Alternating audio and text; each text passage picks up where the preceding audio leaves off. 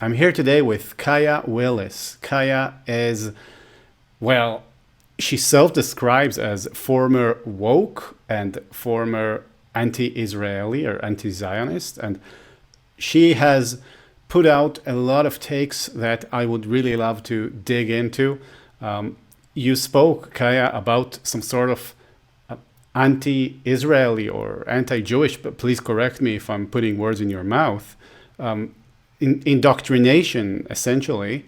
I would really like to hear about that some more from you, and maybe ask some questions. Yeah, well, first, thank you for having me on your channel. But yeah, so I guess Israel wasn't as big of a topic back when I was in university, and that was when I was kind of indoctrinated into the anti-Israel ideology. Um, so that was probably a good thing for me, was that it wasn't such a big deal. So I wasn't, there's no videos of me going and tearing down college campuses or burning the American flag like you're seeing today. But if it had happened, like what's happening today had happened when I was in university, I would have been one of those people who was out um, protesting for Palestine and being anti-Israel. And it was pretty much what I was told was that Israel was an apartheid state, what you hear being repeated all over social media, and that because I am Black and I'm supposed to be against apartheid, what happened in South Africa, I should be anti-Israel. And so I just really kind of blindly accepted it at the time. My entire worldview and mentality of how I looked at politics was that there were certain ideas that I was supposed to hold because of my race. And so that was why I kind of accepted this anti-Israel position so blindly. And so, yeah, I think back then I definitely would have just blindly followed whatever my peers were doing, even if that had meant, doing some of the crazy stuff that we're seeing American university students doing today. Okay, so I have several questions about that. First of all, isn't that kind of racist? Like maybe for someone who's not an American, that seems automatically seems racist, but maybe to you it doesn't. So, well, how first could you address that? It seems Yeah, it racist. absolutely, yeah, absolutely it is to believe that, being a certain race or having a certain skin color is supposed to determine what you believe, and especially is supposed to determine that you're supposed to dislike other groups to a certain extent. Yeah, it's absolutely racist. But I guess with American culture right now, or at least the culture that's predominant in universities, what they call here identity politics, which is the idea that you belong to this group. Usually it's about race, but it can be other things as well. The fact that you're a woman, or the fact that you are gay or straight, or any of these kind of unchosen characteristics is supposed to determine all of your political views and kind of how you see the world. Uh, no matter what you experience, or no matter what individual aspects or qualities that you have as a person. It's a really big issue here where people are kind of told that these, yeah, just unchosen things about yourself are supposed to determine how you think and the kind of political views that you have or the kind of movements that you follow. But that is right now kind of the norm on, and at least, yeah, especially with the college campuses and things. Could you tell me what you mean when you say indoctrinated? Like when you say you were indoctrinated to this and that. What does it mean, indoctrinated? What do you really mean? Indoctrinated, yeah. So I guess this idea that being Black is supposed to determine all of my ideas and everything that I do. It's something that I was taught from a really young age.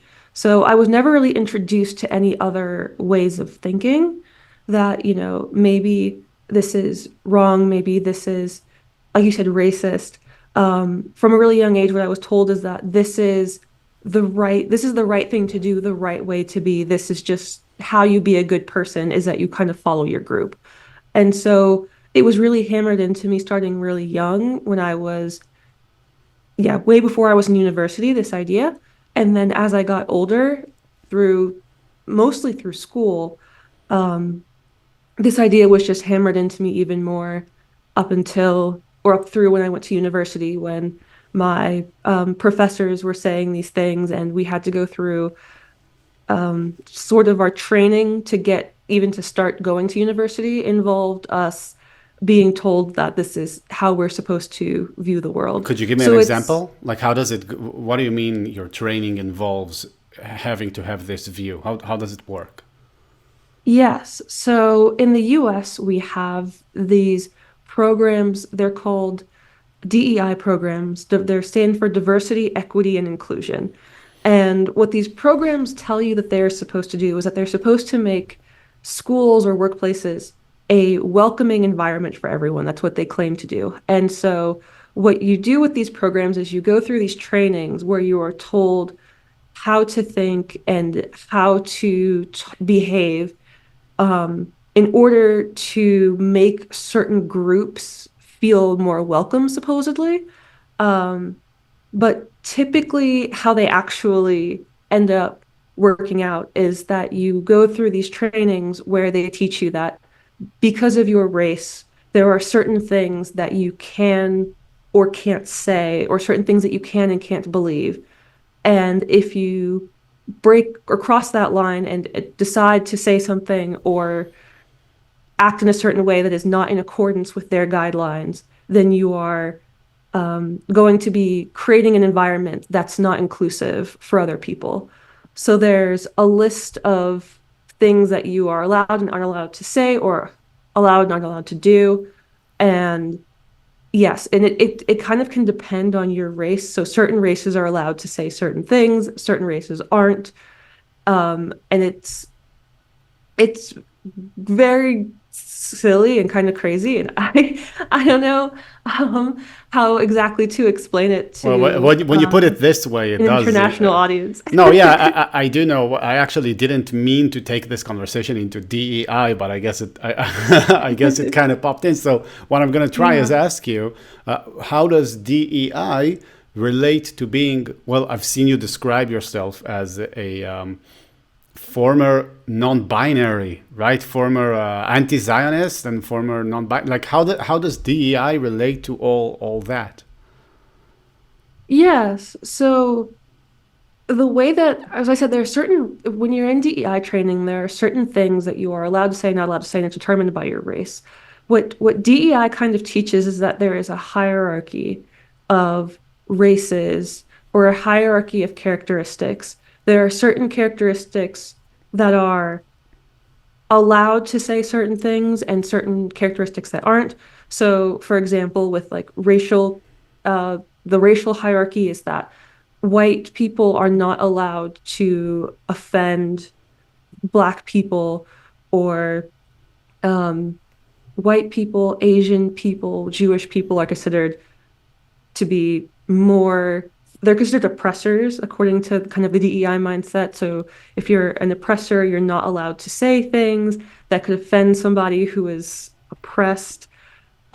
And But do they use these terms? Because I know that people who criticize these things, and I'm amongst them, we mhm, use the term. Well, we make the straw man saying these people only view the world through the lens of oppressor and oppressed. Right? That's like the talking point.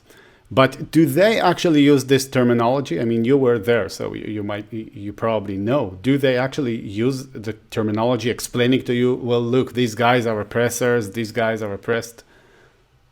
yeah, that's pretty common. Or they'll use yeah, so it'll either oppressor or oppressed, or sometimes they'll use the terms like privileged and underprivileged and oppressed, also oppressor, oppressed, um, marginalized versus majority. There's a few different ways, but it's really ends up being the same concept, Yeah. which is these people who are considered oppressors, the things that they do are going to harm you, and the things that they say are going to harm you.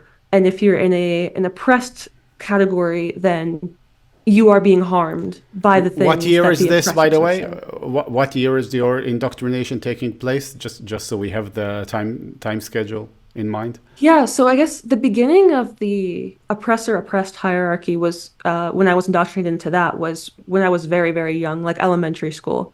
And that was coming from my community and a little bit of school, but mostly just the community that I was raised in.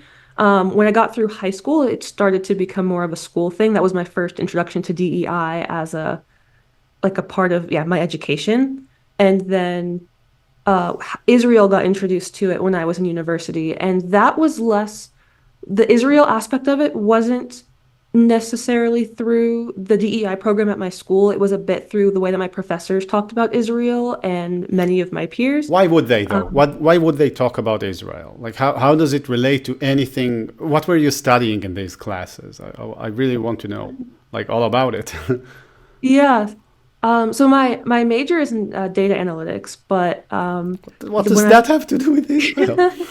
yeah, I believe I'm trying to remember exactly which professors talked about Israel specifically. I don't believe that it was in my technical classes. I took a class on public policy where I believe my professor talked about Israel. Um, and it was also something happened with Israel that was in the news around the time. I was in university from 2017 to 2021, Okay, yeah. and So there was that's some, yeah, there was something in 2021 in May, I think it okay. was May of 2021. It's yeah. Okay. Yes. So there was something that was in the news about Israel, I remember. And that was when I heard people talking about how Israel, because it was, as they would have said, it was majority white Jews, was oppressing the brown Palestinians, and that Israel was an apartheid state where the Palestinians were treated like second-class citizens and didn't have the right to vote and were practically living in concentration camps. All of the things all the lies that you would hear on social media Wait, but now. do they That was actually say that? Do they actually say, or is it implied? Like, do they actually say the Jews are like white people oppressing the brown people? Is yeah, it actually said? Yeah. Okay. yeah, Sorry for if that I keep interrupting you. It's just that it seems like so bizarre to me. Um, I mean, don't get me wrong. It's okay to criticize a country mhm, or people, right? But it seems kind of strange, like that all the because what you're describing to me is all the strawman arguments that Israelis ascribe to people who hate Israel. And what you're doing here is like you're pulling out all of these strawman arguments, and I keep asking you, well, are these the actual arguments though? When you say, well, yeah, so yeah. it's kind of And oh, like for me at the time, I knew absolutely nothing about the Middle East, or I didn't even know where Israel was on a map. I couldn't have pointed to it. So it wasn't like I had, done any of my own research. It was just, someone said this and I was like, okay, that must be true. yeah. These Why would people you around doubt me, it? There's no reason yeah. to doubt it. So that was kind of it. And um yeah, so I definitely uncritically accepted it, and I think a lot of other people did too, especially at that time. Because, like I said, Israel wasn't at war. It wasn't as big of a um, topic in the U.S. as it is now. So a lot of people then just heard white people and apartheid and went, "Oh, that makes sense." If we're supposed to believe that white people are these terrible oppressors and Israel has white people, then that is in line with what we've been told our whole lives about how the world works and how we're supposed to view people. So we just accepted it as true. So that the Palestinians are, in a sense, taking the role of the black people before the civil rights movement. That's essentially what I'm hearing. This Yeah. is the analogy, like you're thinking in American terms. Yeah. But an interesting point that I'm realizing as we speak, Israel, and not just Israel, many countries around the world, Europe as well, is an ethnic country, right? People always use the term ethno-state as some sort of insult.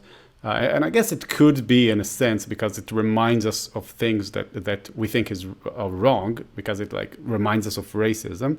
But there is such a thing as an ethnic Italian or an ethnic Irish, right? And in America, you really don't have ethnic Americans. You know what I mean?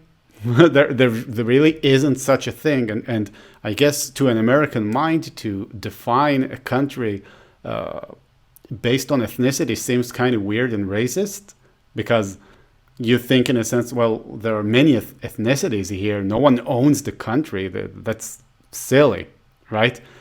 In Israel, for example, if you refer to the population as like Jews and Arabs, it's perfectly reasonable to do that. But I guess in the United States, if you were to say Jews and Arabs, and you were like to have this statistical graph of how is education going for Jews and how is it going for Arabs, like it rings a little bit of racism. Is that about right? A little bit. I think there definitely is a lot of talk about different like racial groups in the US. Um, But not ethnic so groups, though, right? Like you wouldn't or I guess say I The Germans, those of German ethnicity, or those of Irish ethnicity, right?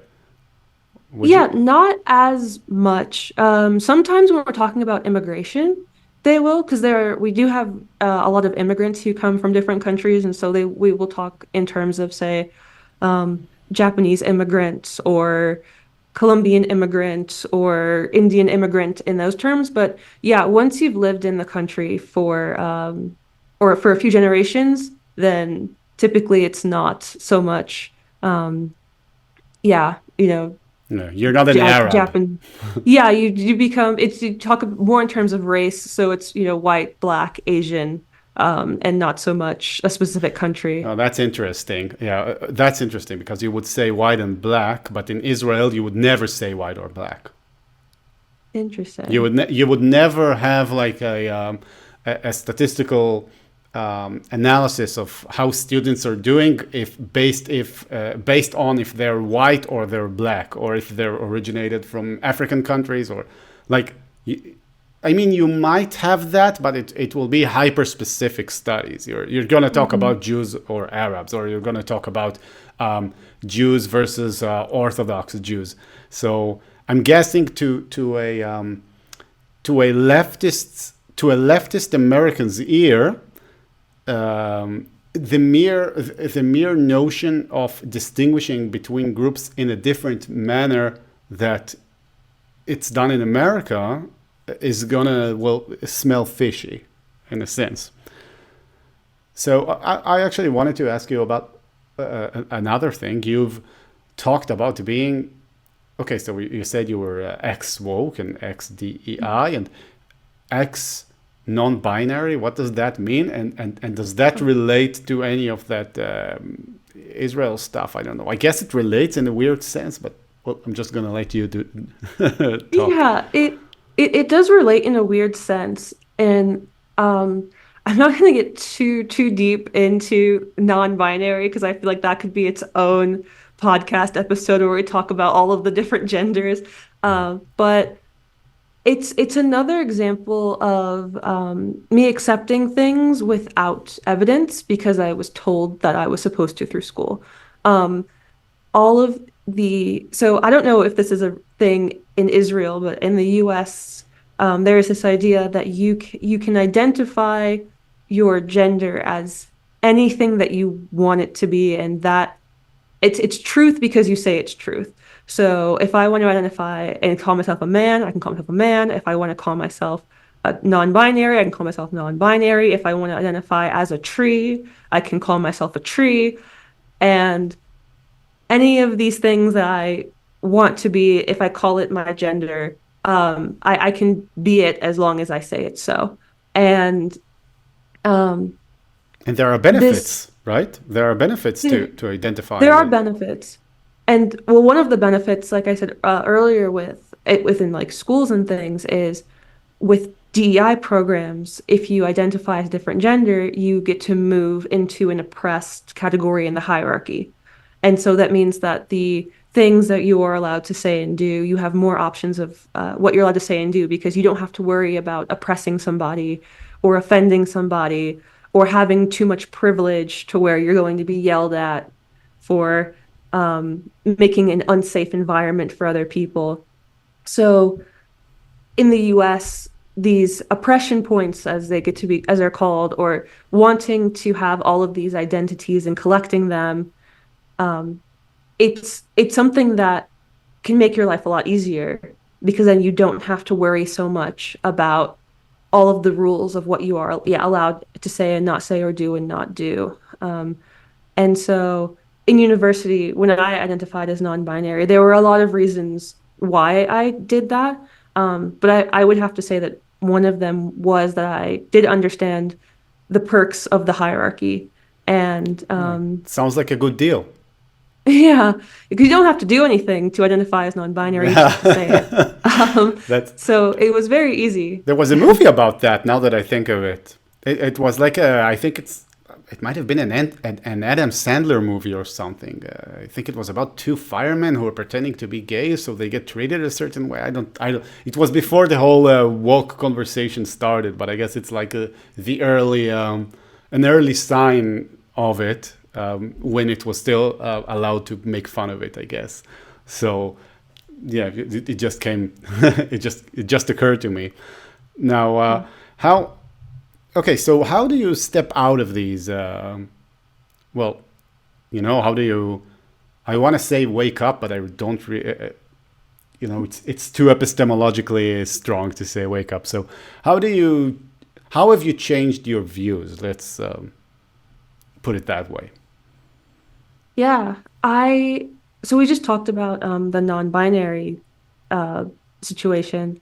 When I was in university, I ended up in a situation where I was very sick and I ended up in the hospital and I realized that I needed a female nurse for my safety and comfort. And in realizing I needed a female nurse, I had to acknowledge the fact that I wasn't non-binary. I'm a woman. And Oh, um, and it was a situation where I kind of was like, it was this jump back to reality of no matter what I say or what somebody else tells me is true, there's a reality outside of what other people want me to believe about either myself or about the world.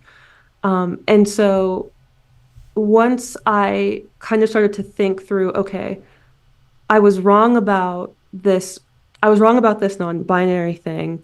Um, like what I say, what I call myself, or what I gender identify as doesn't change my biological reality. It got me to start questioning and start looking just more into, well, what is true, and does that contradict with any of the other things that I believe or any of the other things that I've been told?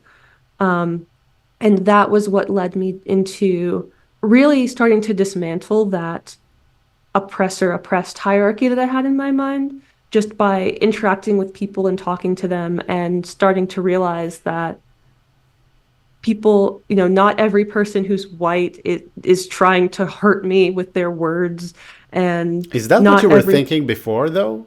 Seriously? yeah. Hmm. Um, and not every person who, shares my skin color is going to be my friend or is going to be helping me with the things that I'm trying to do in life. And it was kind of downstream from starting to unravel that I started to look more into Israel and think more critically about, okay, if I don't, now that I understand that not all, I guess the way that I was thinking about it at the time was not all white people are bad. Maybe not all of the Israelis are bad.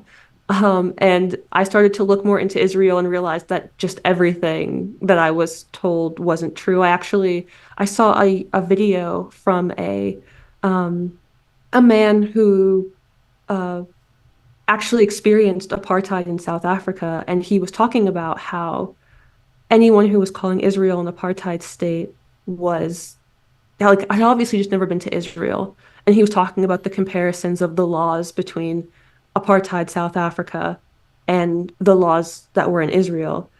And that was one of the things that really helped me go, okay, there's more to this. I should look into what's actually going on there. What are the laws? What are the experiences of people who live there? And I realized that everything that I was told about Israel was not true. May I ask, how did you look into it? Like, what did you do to look into it? Yeah. So for starters, I started listening to people who live there. So one of the biggest things that helped to kind of wake me up was listening to some of the Arabs who live in Israel and their experiences and them talking about how they have, the right to vote and to go to schools with Jewish kids if they They're so not want huge fans to. of Israel, the Israeli Arabs in general. They're not huge fans, but I guess most of them would still, if they're born anywhere in the Middle East, they would still prefer to be born in Israel. Yeah, yeah. Another thing that I didn't know when I was anti-Israel was I wasn't even aware that the West Bank and Gaza were like kind of separate entities from Israel, that they had their own kind of government and borders and things. So I thought that what I was kind of told or what it was implied to me was that all of Israel was uh one unified entity. And it was just that you had, I mean, like apartheid in South Africa or like the civil rights or pre-civil rights in the US. You just had people like you had, I don't know, Arab only restaurants and Jewish only schools and that type of thing. So that was one other thing that was when I started looking into Israel was surprising and also helped me to just think through what was going on and why there was so much conflict, knowing that there were two separate areas that were not part of Israel, which was something that wasn't explained to me before. Do you have, okay, here's what I'm wondering. Are Hmm. there any Islamist interferences that you know of or that you suspect of that are linked to these anti-Israel university indoctrinations? Let's put it like that.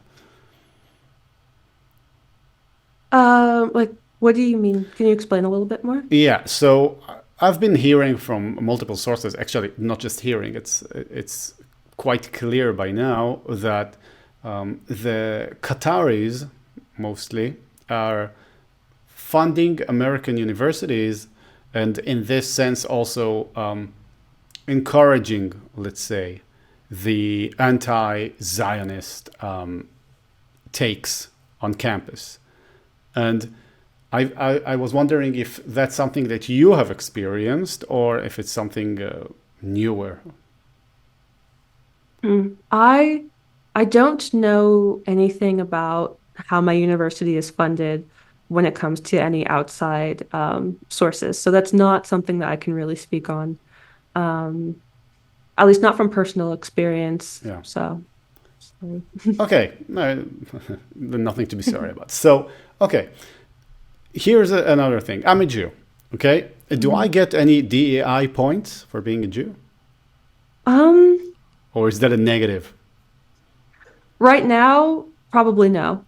Um, a few years ago, probably yes.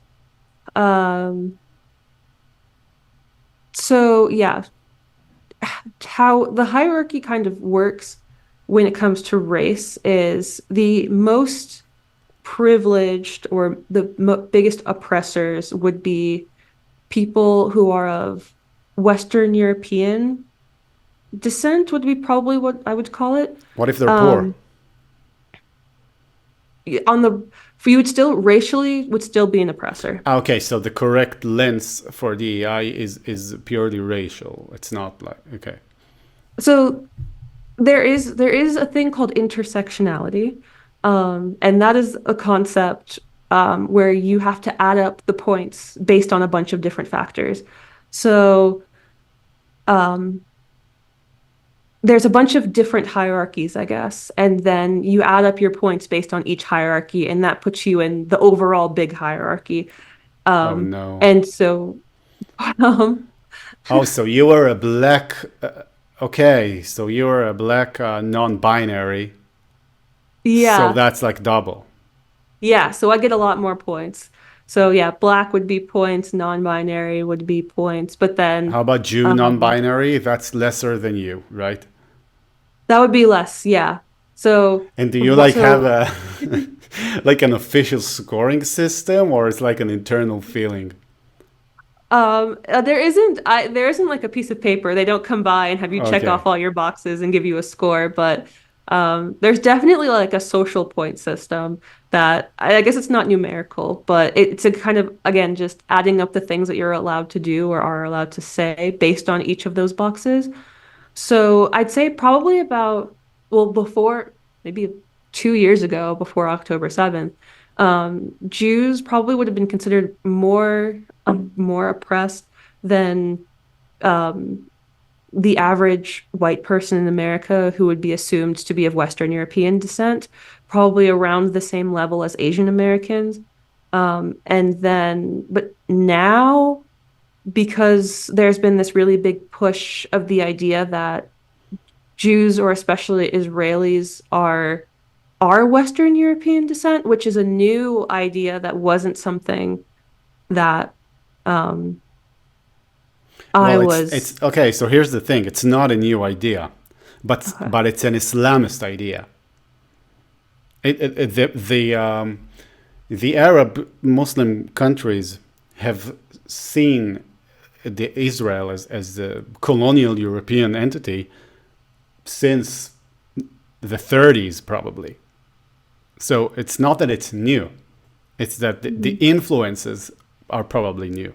The influences on well, you might say the allies of the leftist ideas in the United States have shifted in the direction of the, well, to be more aligned with the Muslims. And I guess you can see that when you see the Iran's supreme leader congratulating, right, the college students on campus. I guess you must have heard of that.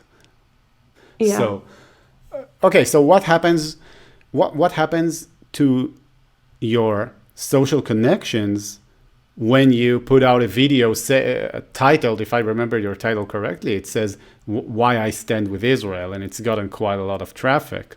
And I do wonder how do how do people react to such a thing? Because if you are supposed to have opinions based on your race, and if your friendship groups are also based on your race, then putting out a video like that would be, well, tantamount to social suicide almost. Yeah. Well, luckily for me, by the time that video went out, I had cut most of the very toxic people out of my life. So I didn't lose many of my friends, not in the last year at least. But I did get some messages from people that I used to go to school with when I was in university who told me um, how much they hated the video and how I was enabling genocide and all of those things. So yeah, the people who I went to school with are definitely not happy with me speaking out and being supportive of Israel. Can you tell me what a Zionist is? Just curious, how, like what kind of answer you might give. I guess I would say that it's probably complicated that I've seen because there are a few different definitions of Zionism that I've seen on through social media is mostly how I've heard this term. Um, and I guess the two that I've seen probably the most are one being that Israel has the right to exist because it is, one of the freest countries, well, not even one of the freest country in the Middle East, that it, doesn't oppress its citizens and hold them under Islamic law. And so Israel is a um, positive Western kind of oasis in the middle of a lot of craziness that's happening in the Middle East. The other definition of Zionism that I've seen is the religious argument that Israel should exist because of um, the it's the promised land that was given to the Jews by God. Now, I'm not religious, so that is not something that I believe in. I support Israel because of its policies and its existence of not oppressing people. I think that's really important, and that's why I support it as a country. So yeah, I think that because Zionism has kind of a few different definitions that I've seen, I don't typically call myself a Zionist, just because I, again, don't really associate with the religious aspect of it. But I also am not an anti-Zionist, because the anti-Zionist movement just doesn't support the existence of Israel at all. So here's the So, thing. It's that was a very interesting answer, because the reason I asked you what Zionism is that I see that it's a term that's been very much politicized and demonized in a sense, at least on one mhm, spectrum of the, well, actually on both sides of the political aisle in the United States for different mhm. reasons, but on both sides. And I think if you were to give your definition of Zionist to any Israeli, almost any Israeli would not agree with you that this is the definition of Zionist. Interesting. So, Okay. so the definition as almost any Zionist would define Zionism would be the belief that there should be a Jewish state in the land of Israel, or what you would geographically call Palestine. That's Zionism. Okay. And now, the reason that it's interesting, the way that you put it, is that you basically took the argument. It shows how much the anti-Zionists have taken over the conversation, right? Because you were saying, okay, so Zionism, on one sense, is well, they believe that they're chosen by God and that God promised them this land, and basically that's an anti-Zionist talking point. Interesting. Right? Do you see that? That like you would criticize Zionism by saying, well, they just believe that God gave them this land. So that's how you would criticize Zionism. And the other thing would be, you talked about like it's the freest place, right? That would also be used by anti-Zionists, because they would say, well, obviously it's a Western power in the middle of the Islamic world, so it's a colonial state. Like the mere what you call free, I, as an Islamist, I call colonial. Yeah. Okay, but Zionism is none of that. I mean, you could arguing that Zionism comes from religious roots. That's one thing, and arguing that Zionism comes from liberal roots. That's another thing. But Mhm. none of these are Zionism, right? So So, I thought that was interesting to point out.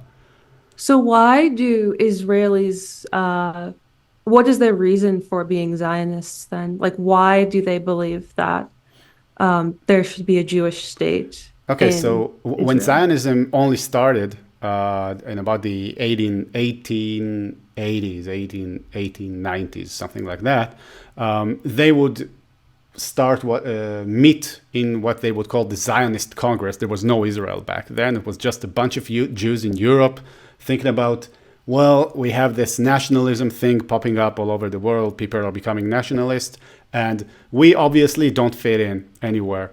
And well, it's the hatred towards us Jews that defines us as Jews. Okay, and the early Zionists, they were actually secular, and Mhm. they were pointing out to the fact that no matter how much you try to fit in, you will always be foreigners, and people will always hate you. And most Jews did not buy that. But it turns out that the Zionists were right, because a couple of years later, you had the Holocaust in Europe, right? Like the most civilized place on earth turned on the Jews and put them into, well, cattle carts and shipped them off to gas chambers, essentially, right? So that's like the root of Zionism. In addition, so you have, okay, so the Jews should have a state. And okay, what is a Jew, essentially? What does it mean to be a Jew? Well, a Jew is someone who belongs to the group that was expelled from what some people would call Palestine geographically. You know, you could. The early Zionists had no problem with the word Palestine. Today, it's like hyper politicized. Like the mere saying of Palestine is anti-Israel, but people refer to Palestine as a place, not as a country. So the Jews were saying, well, we are originally indigenous to Palestine. The stories of the Bible, right? The first temple, the second temple, stuff like that. So the Jews were saying, okay, so if we are to build a state, best to do it in Palestine. And Palestine back then was in Ottoman hands, the part of the Ottoman Empire. So there was actually an offer by the British Empire to give the Jews another piece of land, not Palestine. And then there was a whole drama in the Zionist Congress, because some people were saying, well, let's take it. It's a great offer. We get to have a state. I mean, think about how good of a deal that is to get a people who have been expelled for 2,000 years and have kept their cultural and religious identity, which is nuts to think about it. Like, you were minorities in hundreds of different nations and countries, and you kept your identities as Jews across all this time. It's crazy. I mean, I don't think I might be missing something, but I don't think there's been any other group to do that. And amongst all the groups, not only were there no groups who did that, there were no groups who literally resurrected a dead language, Hebrew, and rebuilt the ancient state, essentially, after thousands of years. So that's Zionism. They had a whole fight about it, like, should it be in Palestine, should it be in another place? And the conclusion at the end was, well, the Jews come from Palestine. It has to be Palestine. So it's called, before it was called. Do you know why it's called Palestine, by the way? Yes, it was named that by the Romans, right? Yeah, okay. So it was a province in the Roman Empire, right? It was called Judea, right? In on the crucifixes, you always have INRI. Do you know that in the Catholic? When you go into a Catholic building and you see a crucifix, there's also INRI written above the crucifix, and it's Jesus, Nazareth. Jesus of Nazareth, Rex, king, Judea, the king of the Jews. Mm-hmm. Because the Jews come from Israel, specifically from the province of Judea. That was the name before Palestine. So the Zionists were kind of transfixed on, well, we need to have this state here.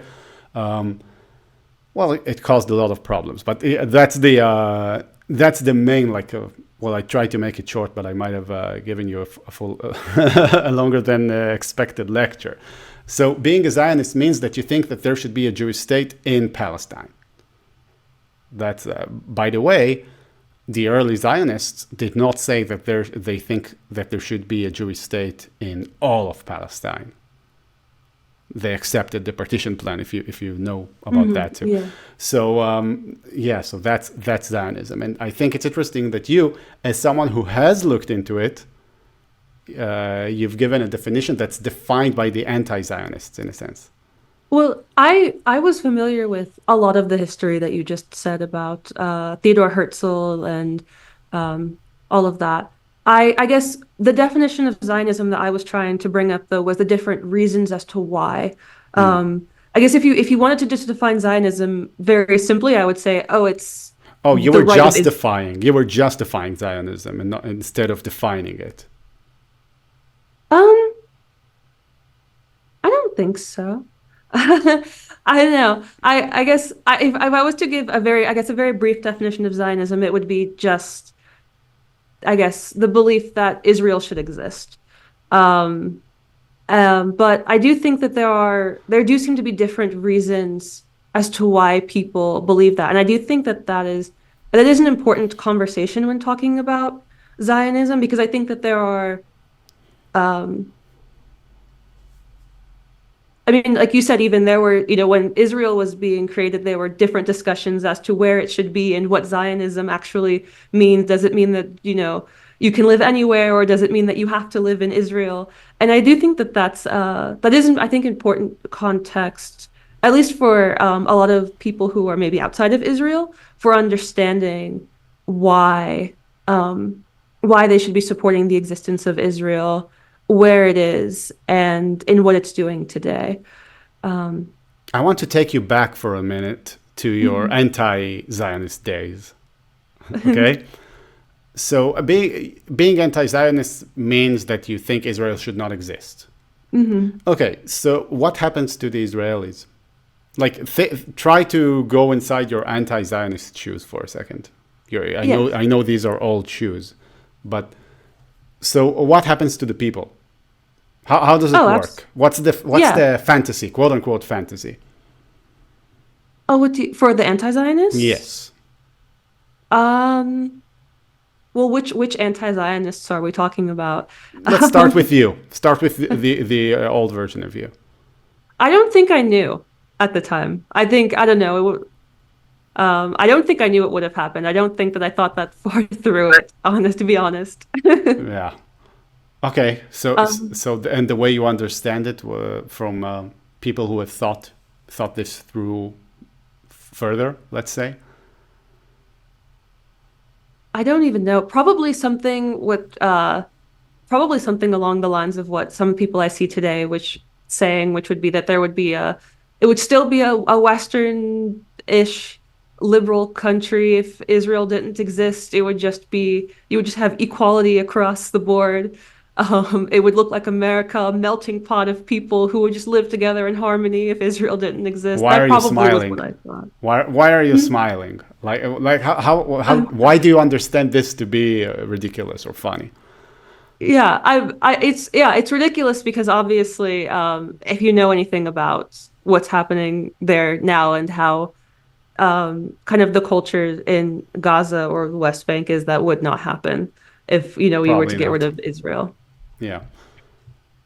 Okay, so that's been very interesting. Um, is the indoctrination still going on in your estimation? Absolutely. Okay. Yes.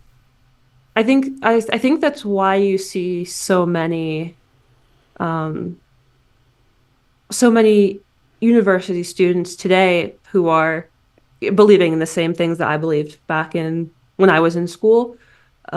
And you see, I don't know how familiar you or your audience is with some of the things that happened here with the students who are barricading themselves in the universities and like not leaving unless their school stopped receiving money in some cases or funding certain programs that were associated with Israel.